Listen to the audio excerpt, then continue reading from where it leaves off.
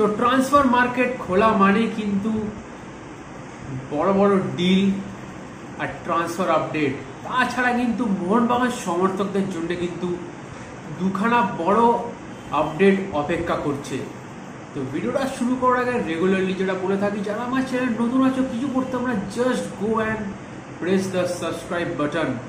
তো চলো ভিডিওটা শুরু করা যাক।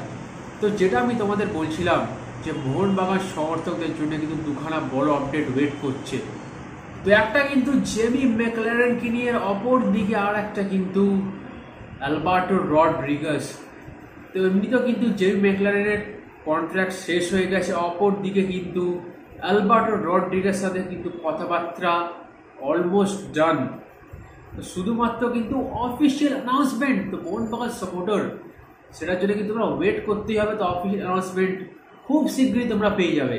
তো এবার যে আপডেটটা নিয়ে তোমাদেরকে আমি বলবো, তো তোমরা কিন্তু আমাকে অবশ্যই কমেন্ট সেকশনে জানিও যে এইটা ঠিক হচ্ছে না ভুল হচ্ছে। কারণ আমরা সবাই জানি প্রত্যেক ফুটবল টুর্নামেন্টে একদিকে যেমন প্রমোশন, তো অপর দিকে কিন্তু রেলিগেশন থাকে।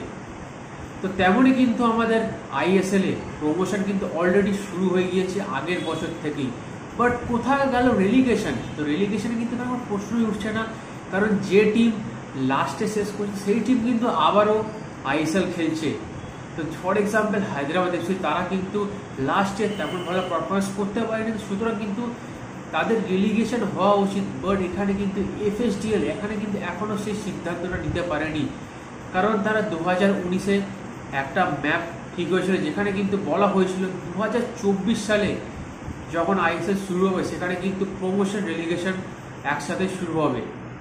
বাট কোথাও গিয়ে এই বছরও কি রেলিগেশনটা আগেও কি হবে? কারণ আমরা দেখে আসছি তেমনভাবে কিন্তু এফএসডিএল বা এআইএফএফ তেমনভাবে কোনো দায়িত্ব নিয়ে কথা বলেনি।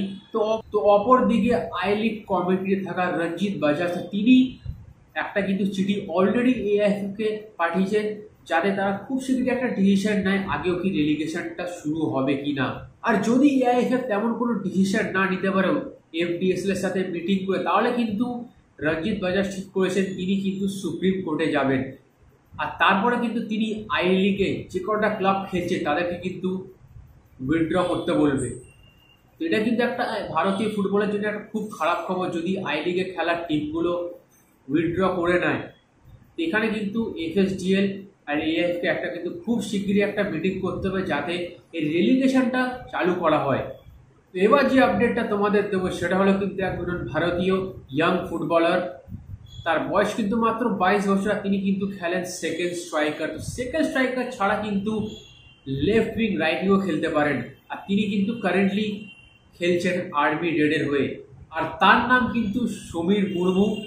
তো তার সাথে কিন্তু অলরেডি জামশেদপুর এফসির কথাবার্তা ফাইনাল হয়ে গেছে। তো খুব শীঘ্রই কিন্তু এই সমীর মুর্মুকে আমরা এই সিজনে আইএসএল খেলতে দেখতে পাবো।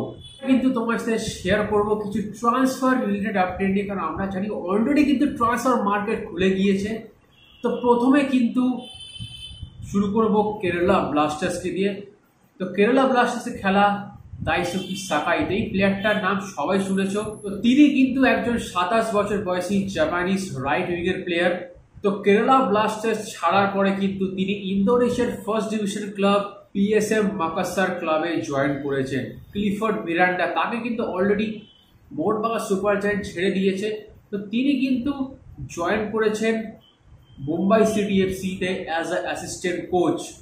আর এফসি গোয়া কিন্তু রলিন বর্জেসের সাথে কিন্তু মাল্টি ইয়ারের ডিল করে ফেলেছে। অন্যদিকে নিহাল সুদি, তো এই প্লেয়ারটা কিন্তু একসময় খেলতো কেরালা ব্লাস্টার্সে, তাকে কিন্তু লোনে পাঠানো হয়েছে পাঞ্জাব এফসিতে। আর কালকে কিন্তু সিএফএল এর প্রথম ম্যাচ খেলতে চলেছে মোহনবাগান সুপার জায়ান্ট, তাও কিন্তু বিএসএস এর সাথে, সেটা কিন্তু খেলা হতে চলেছে ব্যারাকপুরের। আর কালকে কিন্তু খেলা হবে দুপুর 3টে বিভূতিভূষণ বন্দ্যোপাধ্যায় স্টেডিয়ামে। তো আই হোপ অল মেরিনার্স তোমরা কিন্তু কালকে প্রেজেন্ট থাকবে। তো আজ কিন্তু ভিডিওটা এতটাই। তো till then good bye, have a nice day, enjoy the beautiful game football.